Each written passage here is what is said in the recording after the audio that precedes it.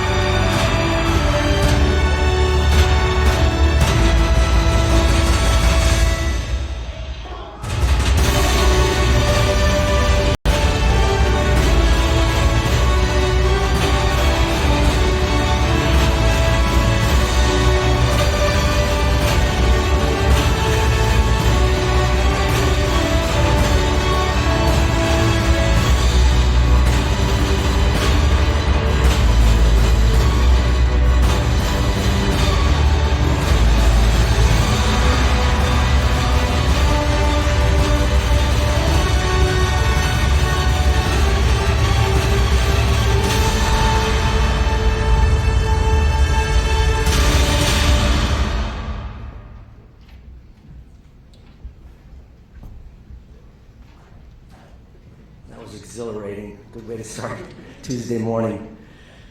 Good morning. Welcome to the 2025 ACC Football Kickoff. Let me begin by thanking each of you for attending. We thoroughly enjoy hosting you here in Charlotte for this occasion, as well as the many other championships, meetings, and events we hold throughout the year. The Queen City is an outstanding home for the ACC, and please know that our office is always available to you. On behalf of the entire ACC, our hearts and prayers remain with everyone who's been affected by the horrific storms and flooding most specifically in Central Texas, where the loss of life is truly devastating.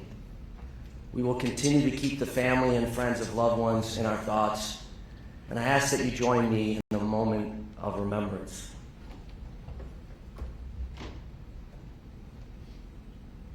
Thank you. To see so many media, partners, colleagues, and friends assembled here today is incredibly humbling. You are appreciated, and your attendance, coverage, and support will never be taken for granted. As I've done annually since my first ACC football kickoff 5 years ago, there's one group in attendance that I'd like to especially recognize. Yesterday, I was able to spend time with our ACC Student Athlete Advisory Committee. If you know me and have followed this league, you know there's nothing more important than our amazing student athletes. Please join me in recognizing the representatives from our ACC SAC, who I asked to stand at our midway back here today.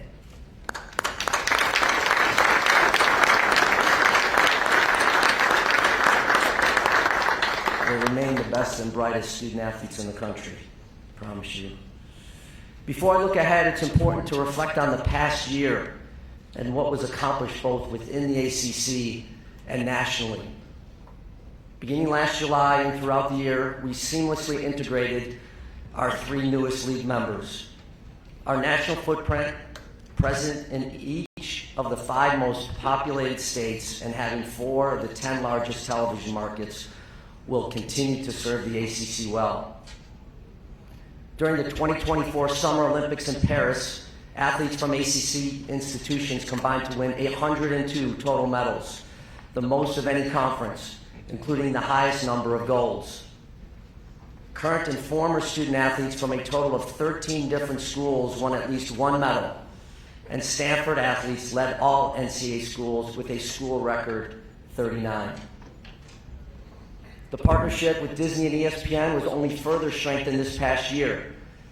Last summer, we celebrated the 5th anniversary of ACC Network with a series of media interviews and events in Bristol. Following the celebration on ESPN's campus, many of us were on the same flight to Ireland for the Aer Lingus Classic featuring Florida State and Georgia Tech. It was an incredible atmosphere, and having ESPN's College Game Day as well as ACC Huddle broadcasting live for the first time outside of the United States was absolutely tremendous. It was also the most watched Week 0 college football game since 2019 and the top game on cable this past season. Sponsorships were enhanced as 2 additional partners were secured, including Geico as the presenting sponsor of the 2024 ACC Football Championship game. And as part of a multi-year agreement through 2027, T. Rowe Price became an official sponsor of the ACC and as the exclusive title sponsor of the ACC men's basketball tournament. At the end of January, in conjunction with ESPN, we announced an extension of our long-term partnership through the 2035-36 academic year. The renewed commitment demonstrated ESPN's ongoing dedication to the ACC and has accelerated our creative and innovative efforts to drive additional value. Following the ACC Board of Directors' endorsement of a Competitive Success Initiatives program back in May of 2023, this past year marked the first implementation of the progressive and forward-thinking approach that rewards schools for their competitive success in football and in basketball. When the initiative was first approved, only football and men's basketball revenues from national postseason competition were included. However, I applaud our leadership in being proactive by ensuring women's basketball would be effortlessly integrated when the NCAA D1 membership approved implementation of units back in January. The legal disputes within the conference were brought to resolution at the beginning of March. The ACC Board of Directors was amazing in its leadership, dedication, and patience through a challenging process. The settlement provides long-term stability for the league, with the potential for all members to benefit from additional revenue opportunities. Leading in the distribution of revenue based on success, and now with an additional revenue distribution model that is based on viewership, the ACC has been innovative in its approach to conference revenues. As part of the modernization of college athletics, these new models allow us to maintain distribution for all ACC members that are above most other conferences, while also providing flexibility for competition at the highest level of revenue. On the playing fields and in the classrooms, our student athletes and programs continue to shine. The ACC won 6 NCAA titles this past year and has amassed 29 in the last 4 years. In that span, no conference has won more NCAA titles in league-sponsored sports. Amazingly, there have been 17 occasions that an ACC team defeated another ACC team in either the NCAA semifinals or the championship over the last 4 years. Let me just say this is a killer for the commissioner. It's the thrill of victory and the agony of defeat all in the same moment. In addition to our NCAA titles, 12 teams finished their seasons ranked either number 1 or number 2 in their respective national polls. Earlier this month, we announced Virginia's Gretchen Walsh and Duke's Cooper Flagg were chosen by a select media panel as the top female and male ACC athletes for the 2024-25 academic year. Walsh earned her second consecutive Mary Garber Award as the most outstanding female athlete a week after winning the Honda Cup as the 2025 Collegiate Woman Athlete of the Year.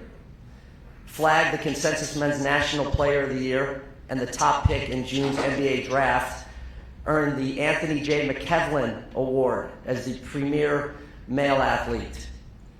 The nominees for these top league awards were remarkable, especially when you consider the national award winners and Olympic medalists who were on that list. And as many of you noted at the time, this was only the 6th time in history that the number 1 draft picks from the NFL and NBA hailed from the same conference.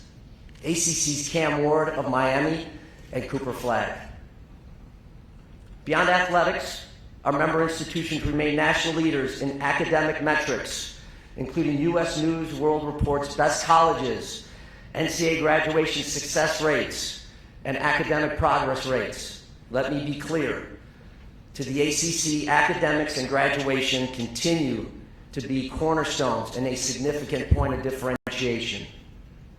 Financially, as most recently reported, we were one of only 2 power conferences to show a revenue increase in 2023-24.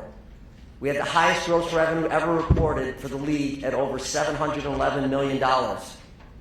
Over the last 5 years, our overall revenue is up 56% and has more than tripled in the last 13. We delivered an average of $45 million to each school, also a league record. And once again, we are in the top 3 in both overall revenues generated and per school distribution, and we fully expect that to continue as we look ahead. Competitively, academically, financially, and beyond, it was another truly remarkable year for the ACC, which is a tribute to the exceptional leadership at our institutions, led by our CEOs and ADs. There will always be more to do, but we are well positioned for the future, and I'm confident that our league will remain laser focused on building upon these successes by further embracing innovation, creativity, and competition. Nationally, the ACC continues to play a vital and leading role in this transformational moment for college sports. There remains strong ongoing collaboration among the Power 4 commissioners as we work together to build a better and more sustainable future. There's not a day that I'm not engaged in discussions on the College Sports Commission, federal legislation efforts, the NCAA, or the College Football Playoff. As you know, after years of uncertainty and legal challenges, the formal approval of the settlement in June was a major step forward in modernizing college athletics. The new system provides a sustainable framework that allows more benefits to student athletes while continuing the broad-based programming that produced so many Olympic medalists last summer. The ability for schools to provide scholarships to more student athletes does not get the positive attention it deserves. From the very beginning and throughout the negotiations, anticipated resolution, preparations for approval, and now to full implementation, the ACC has been at the forefront of these discussions. The College Sports Commission, with Brian Seeley as its CEO, has already begun its tireless work ensuring compliance with the new rules around revenue sharing, student-athlete NIL deals, and roster limits. Brian begins his tenure about a month ago, and I continue to be impressed with him, with his credentials speaking for themselves. As we move forward and continue to meet this true reset moment, we must remember that everything will not be perfect immediately.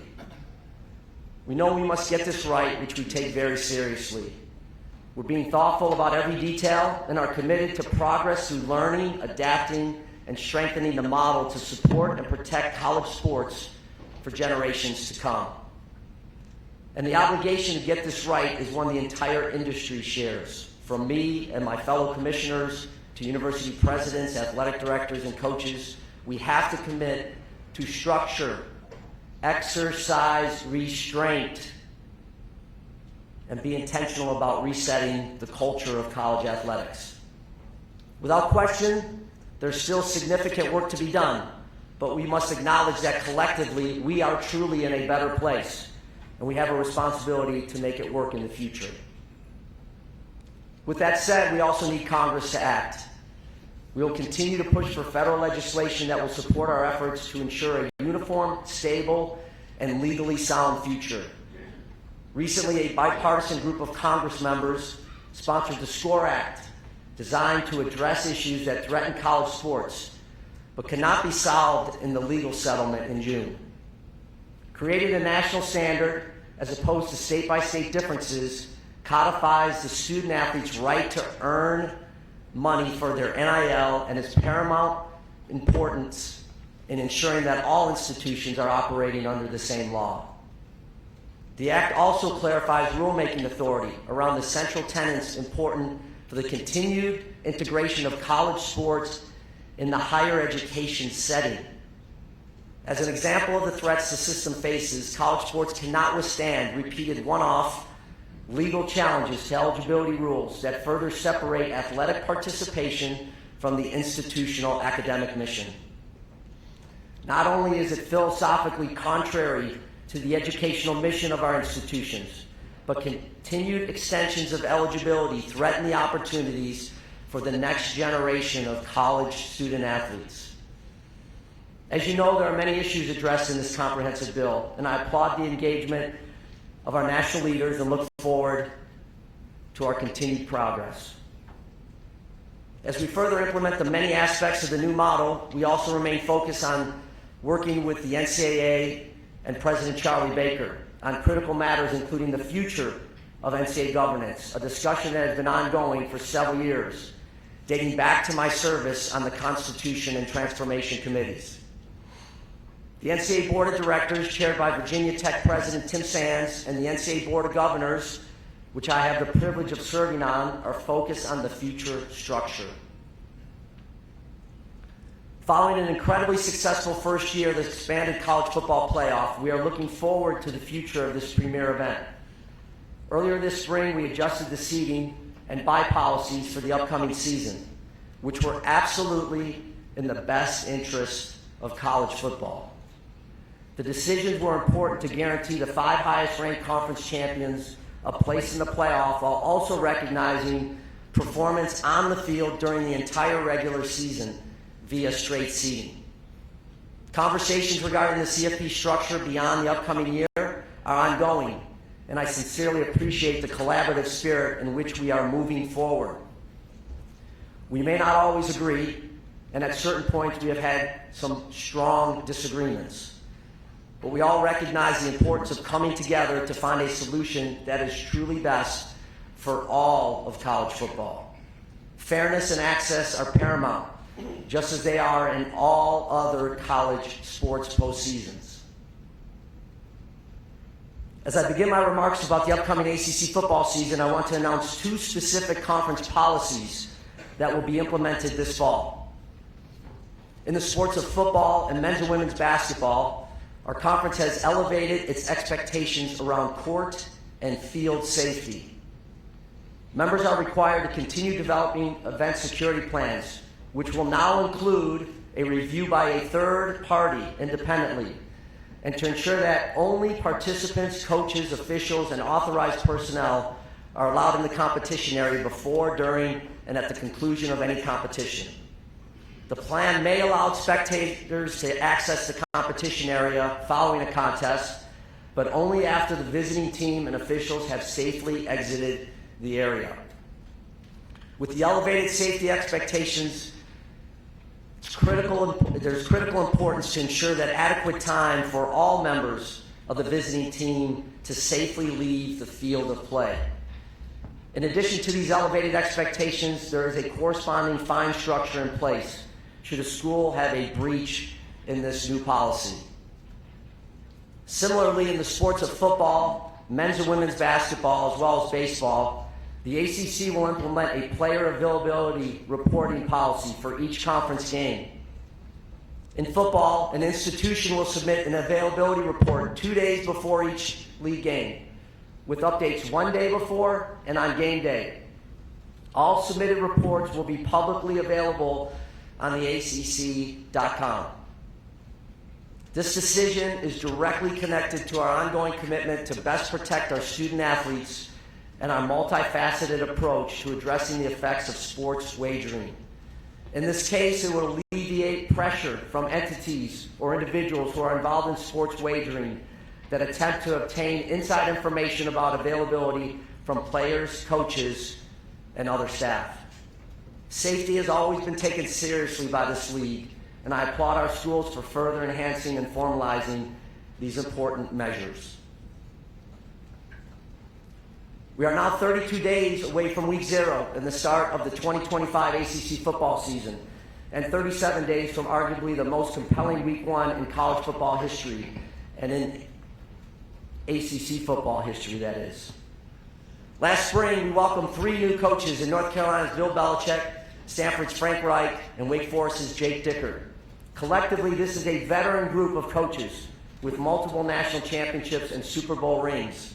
And I look forward to watching all 17 lead their respective teams this season. Once again, our programs have separated themselves in both scheduling and attracting preeminent players. We applaud the national conversation around the importance of strength of schedule in elevating and evaluating teams for the college football playoff. The ACC continues to embrace this challenge, with our teams being intentional and strategic about the non-conference scheduling to ensure a competitive and meaningful slate of games to complement the challenging league schedule. ACC football has the strongest non-conference schedule in the country, with 26 non-conference games against Power 4 opponents, including Notre Dame, which is 8 more than any other league. Whether looking at the non-conference games against teams ranked in the final 2024 CFP rankings or ESPN's 2025 way too early top 25, our league is leading the way. ACC football demands excellence every week from every team. Our league is as deep as any, and we witnessed that last season as for the first time in conference history, 4 different ACC teams won at least 10 games, plus a league record and nation-leading 13 bowl-eligible teams. That's not an anomaly, it's the new standard, and we expect nothing less this year. And what makes our league great is the exceptional talent.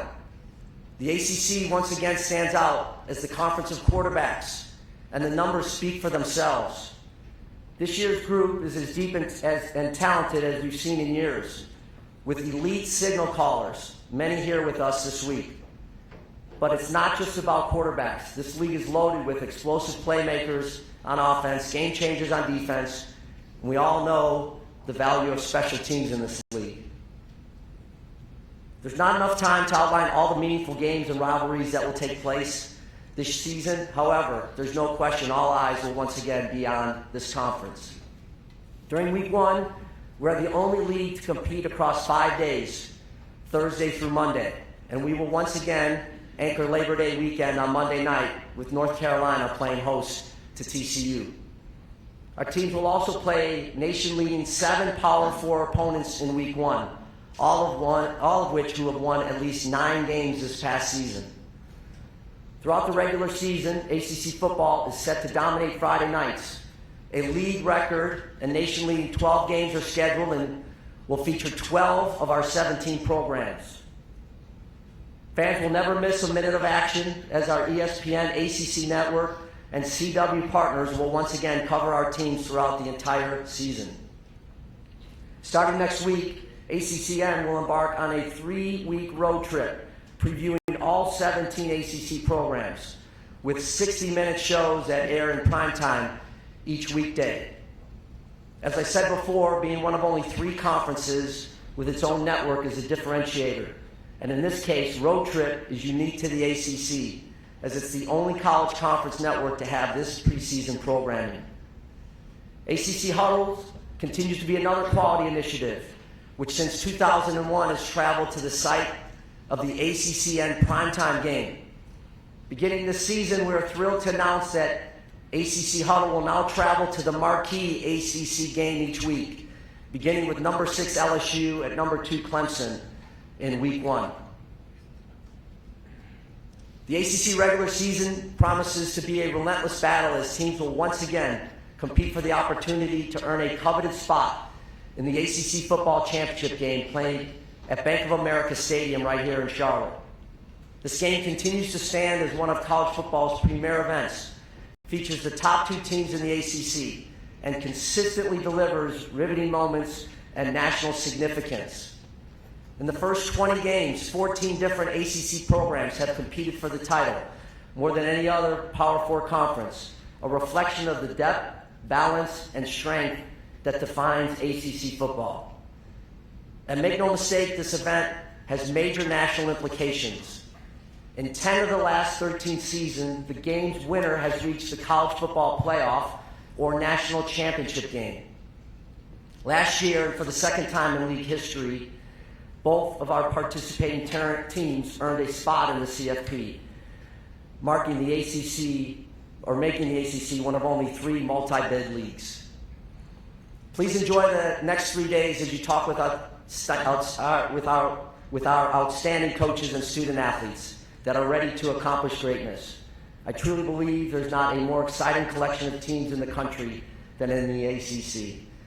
As I conclude my remarks, I also want to express my sincere appreciation to each of you for your coverage, attendance, and support of this league. Now I'm happy to take any questions. Thank you.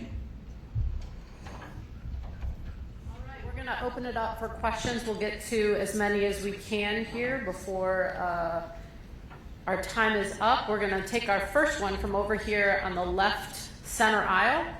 As a reminder, we have microphone holders that will get the mic to you. If you could, please just give us your name and affiliation to start things out and then ask your question. Our first one right here from Andrea.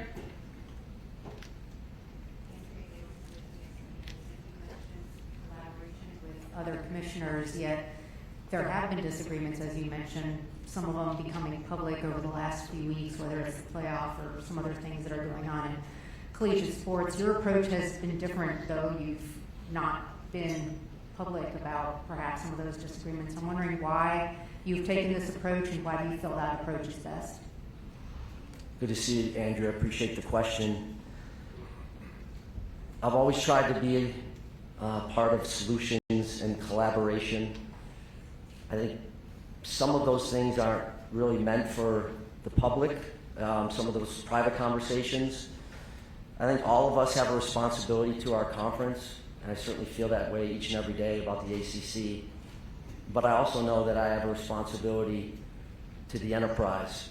And whether it's what's happening now with CFP, and maybe there'll be another question later on directly about that, or what we do with the new governance structure, or how we formulated the CSC.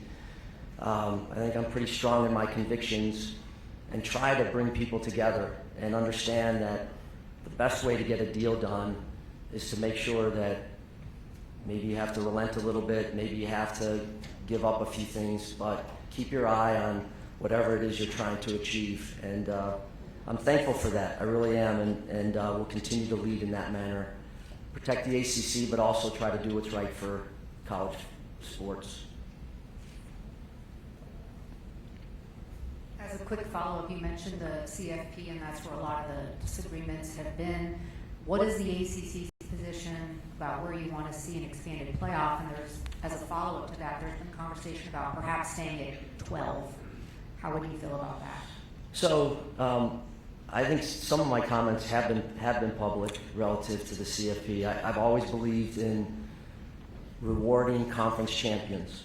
And if you're in a really good conference, like we have across the P4, and you're also part of the G6, conference championships matter, and that's been consistent in my 5 years, that they should be rewarded. Fairness and access should also be part of the equation. And so we have a really good playoff right now. It's the 5 and 7 model. I'm open to 5-9 and 5-11. I always look to our championships to try to have as much access as possible within reason. It has to make sense. I think 5 and 7 allows about 9% of those that play college football at the FBS level a chance to get into the playoff. And it goes up about 1.5%. So I think you get to nearly 12% if you go to a 5 and 11 model. I know that there's questions about selection and selection committee. I have great faith and confidence in those committee members. I've served on the men's basketball selection, women's basketball selection committees. I know how difficult that is. These are honorable, honest individuals with great integrity. I do like that we're reviewing the protocol for selection, and I think that that will help.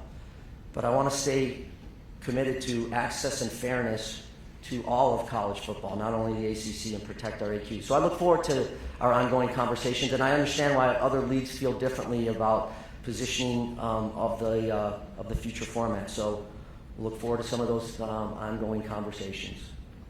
Take our next question from over here on the right-hand side middle.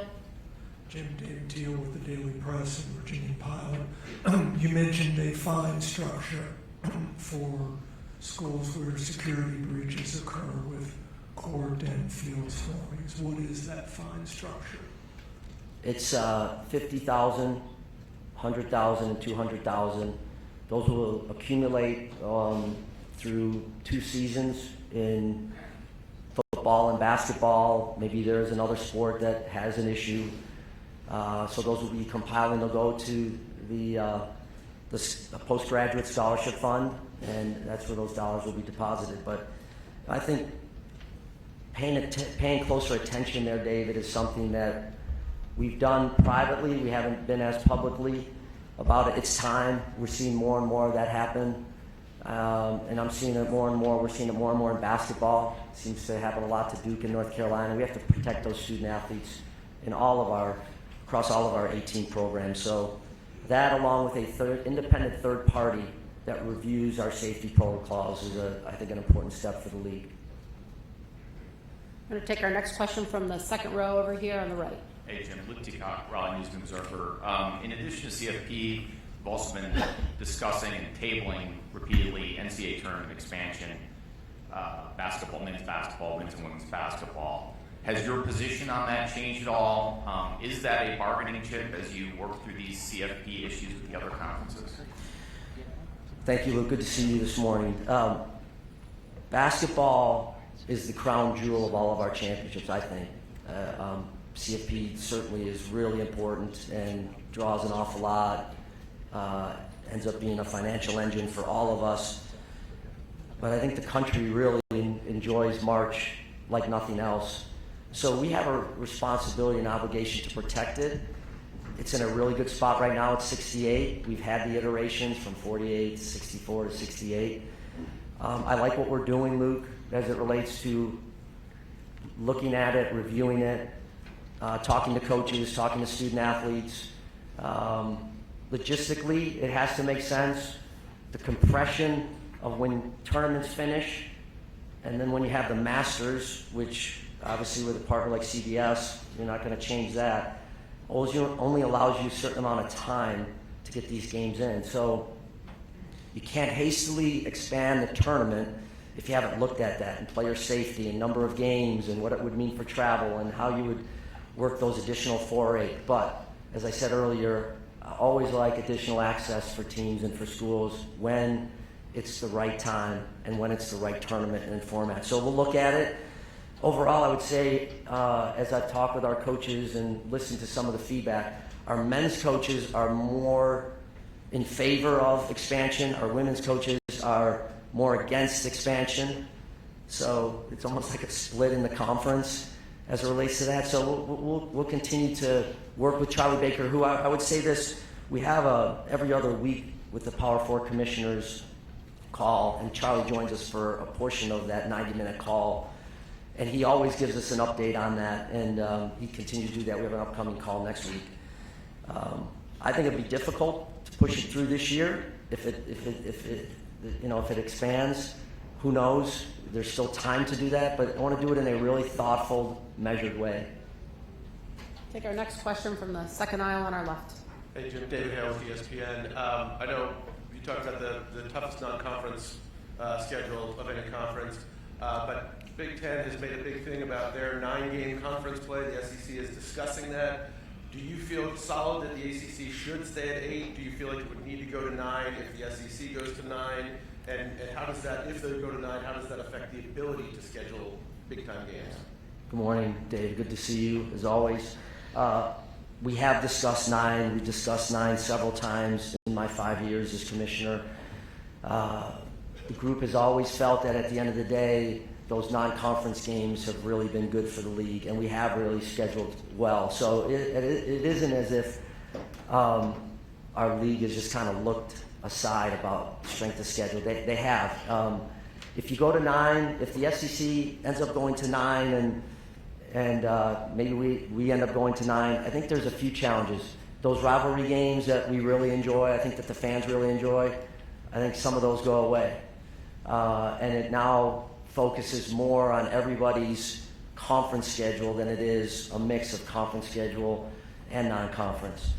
Also, I think it's a challenge for us with an odd number of schools at 17 and how you exactly work that out. So that in itself, there's some difficulty there. And I continue to talk to Greg, and I talk to Tony and Brett all the time. I mean, we have frequent conversations. So, I mean, no one's kind of moving in a vacuum on this. We're exchanging, thoughts there, and we'll see.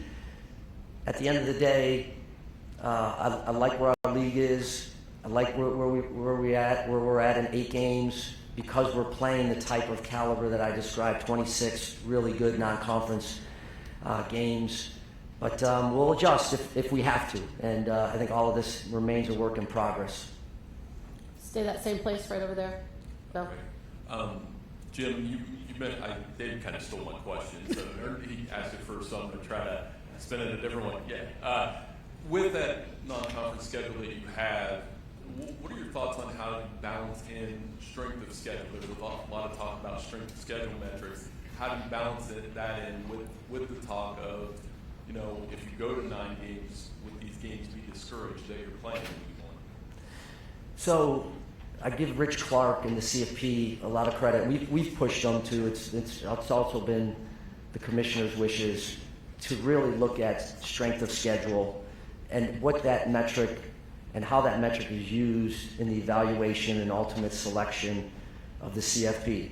We started this is year 12, so 11 years ago, and it was a smaller format. And over the course of the last year or so, going to 12 has now, I think, put a greater emphasis, because there's more teams that you're looking at, and the competitive balance and resumes start to get blurred a little bit. So Sports Source Analytics is helping us look at that in a different way, and we had a really good kind of presentation by them in June when we were in Asheville as commissioners, and then we had our CFP meeting. So we have to look at that. I think teams should be rewarded for playing good schedules, and if you're in a really good conference like I feel like we are and others are, you should get rewarded for playing good teams within that conference. But you just don't know. Every year is just a little bit different about how good teams are. And with the transfer portal and the movement of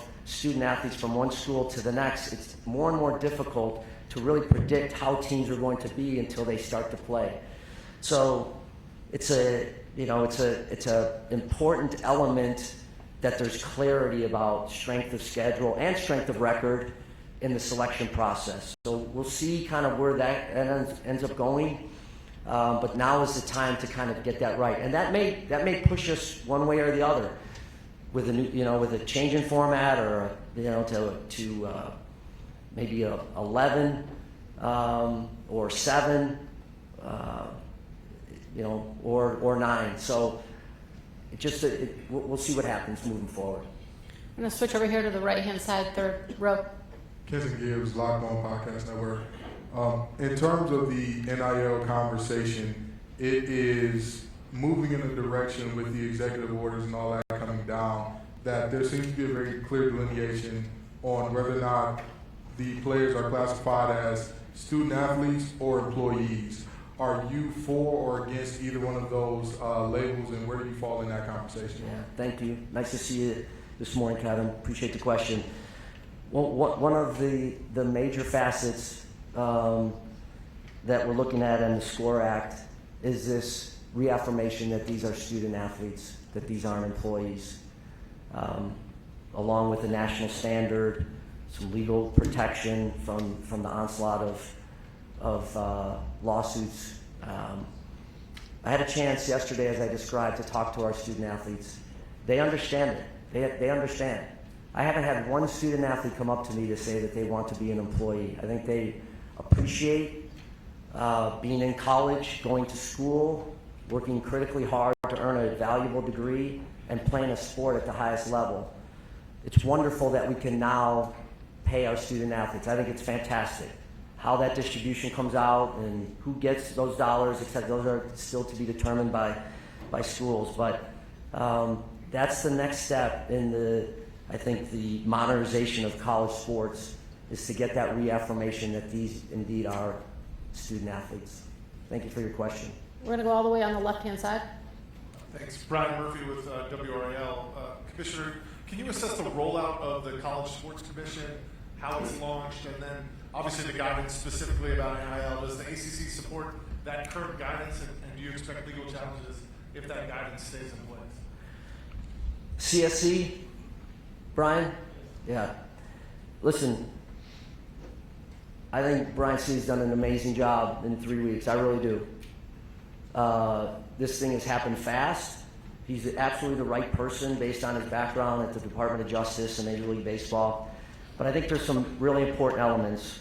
It's about communication, implementation, and compliance. And that's part of what Brian is trying to do. Overall, he's watching the enterprise, and he's watching what the settlement agreement has allowed. Rev share for the first time, and staying within the $20.5 million. Legitimate NIL agreements, legitimate, not pay for play, but legitimate, where the student athlete is performing something in return for the dollars, and roster limits, which I spoke about a little bit earlier in my remarks. We've taken off some of these restrictions on scholarship limits and some of that. So he's done a really good job, and I go back to, why did we want to set this up? It was about setting up a standardized set of rules. It was about transparency, which we haven't had in the NIL era, and the ability when we began having the ability to pay student athletes, and enforcement. And that's where we're headed. As it relates to the case, listen, our legal counsel will continue to work with the class counsel that's representing the student athletes, and we'll either get to an agreement or we won't about the interpretation that's been under question. And if we can't get to a good place coming together, then we'll put it in front of a judge. But we can't. When I said earlier with the emphasis on restraint, I meant it. We can't help ourselves sometimes. People know what the rules are relative to 20.5. They know what legitimate NIL is. You can play in that gray area if you want, but all that does is undermine a new structure. So I really like where we're going. It's not going to be perfect. It shouldn't be expected to be perfect. But I was looking down because I want to give you these notes. I think it's helpful because I talked to Brian within the last 24 hours. Just so you know a little bit about like NIL Go, who's registered. Let me give you these numbers. Student athletes, 15,519. Reps and agents, 1,970. Average daily logins, about 600 student athletes a day are getting on NIL Go. Approved deals, I don't have that number. Anyway, so it's moving, and every time we talk to Brian, talking about we, meaning the Power 4 commissioners, he's got new updates, and the thing continues to get stable and get some traction. So appreciate the work he's doing. I really like the structure. We fought hard for the things I just mentioned, and we'd be well served to just kind of relax and let this thing settle in. Next question over here on our right-hand side, third row. Hi, Commissioner. My name is Michael from Plant the Spear, right here. Speaking of revenue, a lot of conversation has been around brand exposure, especially with the ACC football, and in conjunction with its primary media partner, the ESPN. What is your plan to help increase brand exposure for the ACC football programs, especially in light of the fact that it seems like your primary media partner has placed the ACC as secondary to conferences like the SEC? Thanks, Michael. Appreciate the question. So I really like what we've done. The Accomplished Greatness has been about an 18-month project that has had incredible benefits for us. The brand of the ACC can continue to be elevated. It really can be. Maybe you're interested in the new Chief Marketing and Branding Officer that's open. So if you are, give me your materials, because we're going to hire somebody that will report to me. And it's something that we've gone through a reorganizational kind of move here in the last 3 months with our office, and we're going to hire somebody from the outside to do that. And I'm excited about that, because that is an area that we have to just improve on. But when I look at our partner, they've been really good to us, and you may feel that way, and sometimes I may feel that way, but they always react to me and to us when we feel like maybe we're not getting the same kind of treatment. And one of the things we have to do is we got to perform better too. We can't go 2-11 in postseason bowl games last year. We had 13, which was incredible, and then we played poorly. So we have to do our part. We'll continue to work with our partners at ESPN, but it is a priority as we move forward. Thanks for the question. Hey, Jim. David Glenn from the North Carolina Sports Network. The ACC's legal settlement with Clemson and Florida State seemed to give those schools a lot of what they were asking for. As you know, when the Big 12 went to unequal revenue sharing, 4 schools that kept asking for more were happy for a little while, but then they all eventually left for the Big 10 or the SEC. My question to you is, what was your sense of how the ACC board or the ACC presidents balanced the desire to end all those dueling lawsuits with what has been a very extreme pivot away from 70 years plus of pretty equal revenue sharing in the ACC? Thanks, David. Appreciate that question. It's good to run into you earlier, too. Listen, I'll stand by what I said about our board. Our board was amazing. And it goes back to maybe Andrea's first question about trying to collaborate, and maybe you don't get exactly what you want, anybody, but you get to a place that's for the greater good. And that's where I felt, David, it was different, because I know what the Florida State and Clemson people were saying, and they said it to the entire group about their desire to be in the ACC and all the rest of that. And I believe them. I really do. And I have a responsibility to make sure that our ACC schools want to be in this league, not just have to be in this league. And I think that's important. And again, just replaying 5 years ago, one of the things I said was I wanted to make sure that I listened. If you were going to serve the membership, you had to listen to the membership. And I think that's what we did. And in this particular case, we did that. And we did it, I thought, in a very fair and equitable manner. If you want to earn more money, then you're going to need to invest. And we have 2 prongs to this thing. You have the overall success initiatives, where go perform in football and men's and women's basketball, and you will get a bigger share of the revenue from the conference than others. And then viewership ends up being, go put a good team together, invest, play good competition, play good non-conference games, draw attention, like last year's game with Georgia Tech and Florida State did, and others that, I listed the Clemson LSU game, and go fight for those dollars from a viewership standpoint. And everybody's going to get a certain level of viewership dollars, which again, I think there'll be a little bit of teeter-tottering based on your performance, based on your team, and that's healthy. I really do. It may not fit all leagues or other leagues, but I know that was part of what was right and a reconciliation for the league. And since we've had that take place in March, I've not felt stronger about this league than I have in the last 5 months. And I mean that. I'm not just saying that. It's not hyperbole and all the rest of that stuff. I really believe that. When you think about settling those lawsuits and being committed to one another, you talk about viewership and success on how to distribute dollars. You talk about coming back off of the most revenue we've ever distributed, 29 national championships, sport of football getting better, and we want to take another step this year.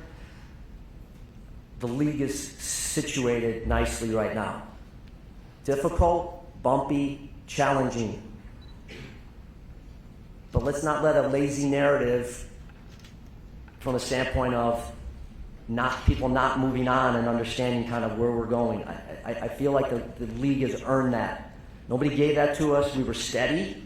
You didn't see us at all move this way or that way. People said a lot of things about the league, but at the end of the day, that's where we're at. And exercise our partnership with ESPN, which everybody said was not going to happen through 35-36, which gives us a platform of the ACC for the next decade. Thanks for your question. Couple more. We got one over here. Oh, sorry. Commissioner, good morning. Eric Spanberg with the Business Journal. I'm curious, you're talking a lot, obviously, about revenue and revenue sharing. Here in North Carolina, there is legislation, suggested legislation, that would give, I think, roughly between $12 and $20 million a year to NC State and UNC Chapel Hill if it plays out. And I'm curious, are you concerned or emboldened by that because obviously different states have different policies on gaming and how the money is spent? Good to see you, Eric. Listen, investment in higher education and in athletics, I'm for. Just am. Every state has to do what they believe is right, but I commend the state of North Carolina for looking at it in that way and trying to support those institutions. As I was talking to the student athletes yesterday, one of the things that I hope they got from me is that college sports is really important. It allows access and affordability to a group of young men and women that may not have a chance to access a school or have it affordable based on their means from their home. So I hope more states will support their institutions because it's an investment in those 30 or so student athletes. And no one can tell me that that's not a great investment, especially in this league, the kind of schools we have and the kind of student athletes we have. Thank you. Go over here to our left, third row. Mitch North from SB Nation. Hey, Jim. I was just going to ask about the availability and injury reporting policy that's new that's coming. I think sometimes coaches can be a little reserved or secretive about reporting availabilities and injuries. So just kind of wondering how receptive were the coaches in those 4 sports to this idea, and is there a fine structure in place if those reports aren't submitted on time or if they're untruthful? Coaches are hard to change, right? But when we told them that we were doing it, no one said anything on the call, so I don't know what that meant, other than they were accepting it. It's the right thing. It's the right thing. I understand. And every coach has to do what they have to do in order to get their team ready. And there's always gamesmanship, always. That's been around for 100 years, and it's going to continue. But it's the right thing. There's stresses on our student athletes from individuals that are trying to garner information. And sometimes it's pretty innocent because they just want to know, they're a big fan. But other times it really does trickle and lead yourself to the gambling and sports wagering kind of path. We haven't come up with a fine policy yet. We're still kind of discussing that. But we'd also like to think that people are going to do what they're asked to do. And we hope that it wouldn't come down to that. Schools will have to identify who that person is going to be. For football, it'll be 2 days before, a day before, and then 2 hours before kick. For the basketballs and for baseball, it'll be 1 day before and then 2 hours before tip-off or first pitch. And it's the right thing. It's, again, the modernization of our conference, the modernization of college sports, and the expectations we should have to protect our student athletes. Over here on the left in the front row. Dan Tortora, wakeupcalldt.com. Jim, how are you? Hi, Dan. Good morning. Morning. Just to look at the affordability of this model that we have in collegiate athletics now, just so you can say to that, I mean, each school has different resources within the ACC, so the affordability of this model as we step forward, and you said, to exercise restraint, just what you see in the world of the transfer portal, and if there should be some more parameters around that. Well, I've been heartened by the level of commitment I've seen in our league about people trying to get to the 20.5. The sustainability level, I think it's got a chance to absolutely work. I really do. And I think having the cap, and that cap will move up as we go through and more revenues generated at the P4 level and in college sports, so it won't stay stagnant at just one level. And I think it's, again, an investment in our young people. Those decisions about how much and who gets it, those end up being campus decisions. I hope this has a positive effect on the transfer portal relative to a little more stability there. The transfer portal was never, ever put together so that a student athlete could go to 4 schools in 4 years. That never was the intent. But it got away from us because of legislation and because of legal disputes and the rest of it. And so I hope that ends up, these agreements, these NIL agreements and agreements with the schools, et cetera, I hope that will settle some of that movement away. Student athletes deserve the right to go to the schools that they want, for sure. It shouldn't interfere, though, with graduation and progress towards a degree and all the things we don't even talk about anymore. We just don't. We've left all of that to the side. So, again, I am optimistic about where this thing is going. I like what we ended up doing with the CSC, and I think the residual that we'll see with transfer portal and movement, I think will also settle down to a certain extent. Tried to get to as many as we could. We're going to take our last question here, Commissioner. Hey, Jim. Josh Graham, WSJS. Going back to basketball, you referenced the court storming, some recent court stormings leading to the safety policy. Was there a specific instance that led to those conversations beginning? And also this summer, going back from 20 league games to 18 league games per team, how difficult was it to balance to have flexibility with scheduling versus trying to protect home and home rivalries? Good to see Josh. I would start, two-part question. I would start first with, you're not only noticing your own league, but you're noticing other leagues. And you're not only noticing men's basketball, I was noticing women's basketball. I remember an incident with Caitlin Clark at Ohio State, right? But Filipowski at Wake Forest, and I'm not, picking on Wake Forest, but you're asking me about moments where student athletes really are getting pushed and bumped and tripped and the rest.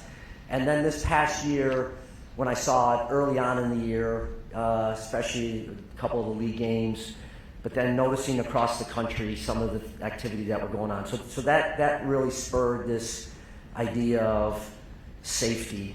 The 20 to 18, I just be honest with you, I am restless with ACC men's basketball. And I'm responsible for it. I feel responsibility for it. but it's not good enough where it is right now. And I know our coaches feel the same way. And I felt like going to 18 games allowed us a chance to play 2 more competitive non-conference games and give us a chance to have a greater winning percentage. And some of the metrics that they use to select teams, when you play 20 conference games, games 19 and 20, you're going to have a 500 record across your league no matter what. So I feel strongly that that's the right thing for us to do. It always has a few unintended consequences in some of the rivalries, and you just mentioned that. That ends up being part of, maybe what you don't like about it, but it was time for us to do that. We can always go back to 20 if we need to, and we're not going to for a few years for sure, because we got to let this thing settle in, see how scheduling goes, see how our teams perform, and all the rest of it. But we need to get back to our rightful place in men's hoops, and that decision was absolutely intended to try to help our schools do that. Thank you, Commissioner. Thank you. Appreciate you. Make sure you let us know if there's anything that you need here over the course of the next 3 days, and just really appreciate you being here in the middle of the summer. Thanks.